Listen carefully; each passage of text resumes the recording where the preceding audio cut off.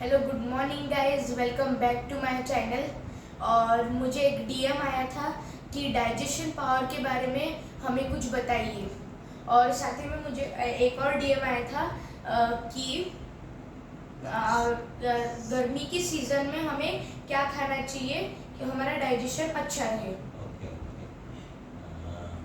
सब एक ही इसमें बताना तो मुश्किल है, बट मैं ये कहूँगा कि जैसे कि डाइजेशन पावर ये अलग, उसे हम लोग बोलते हैं कि आपका अग्नि, आयुर्वेद में इसे अग्नि बोला गया है।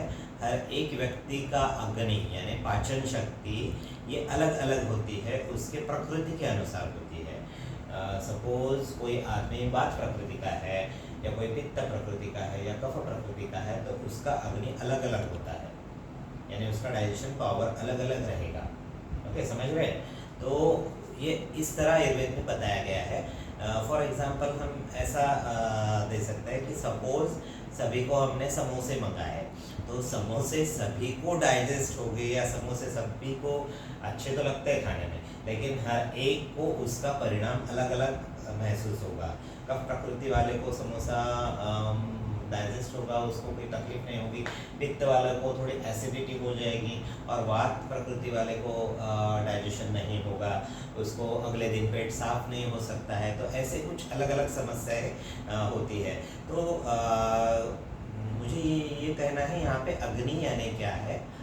अग्नि यानी आपको जो भूख लगती है वो अलग अलग प्रकार की, हर एक की भूख अलग रहती है। तो इसीलिए हम जो एक रूटीन घर में बताते हैं ना, कि माँ बोलती है हर एक को दो दो रोटी खाना है, या हर एक ने दो दो रोटी खानी चाहिए, इतना मैंने आपके लिए बनाया है तो उतना आपको ख़त्म करना है। तो ये गलत बातें हैं। तो हर एक ने अपना अपना जान लेना चाहिए कि मुझे कितना आहार ले सकता हूँ मैं, मुझे कितना आहार चाहिए, और कब मुझे फुलनेस लगता है, स्टमक मेरा फुल होता है, तो मुझे रुकना चाहिए, उसके पहले ही रुकना चाहिए। तो आहार की विधि भी बताई है। तो ये सब आयुर्वेद में बहुत डीपली बताया गया है। तो हम अलग अलग उसके बारे में वीडियोस बनाएंगे और ये कर सकते हैं। तो आयुर्वेद में ये भी है कि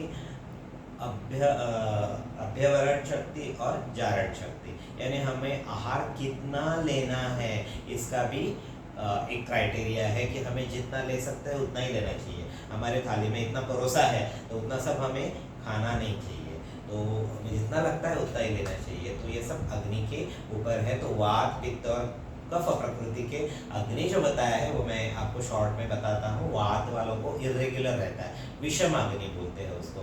कभी कभी कम भूख लगती है, कभी ज़्यादा लगती है। पित्त वाले को जो है तीक्ष्ण अग्नि बताया, तो उसको ऐसे भूख जोरों से लगती है, लेकिन भूख इतनी ज़्यादा नहीं रहती, थोड़ा खाने के बाद उसका शमन हो जाता है। और कफ वाला जो होता है उसका मंद अग्नि होता है, यानी कि उसका भूख धीरे धीरे लगती है और उनकी अभ्यवरण शक्ति भी ज़्यादा रहती है, यानी कफ वाला ज़्यादा खा सकता है और डाइजेशन भी उसका अच्छा हो सकता है। तो इस प्रकार से अलग अलग प्रकृति के बारे में हम बात कर सकते हैं। तो गाइस, ऐसे ही नॉलेज के लिए हमें लाइक, शेयर और सब्सक्राइब कीजिए। मिलता है जल्दी के नेक्स्ट ब्लॉग में। Thank you so much for watching. Bye.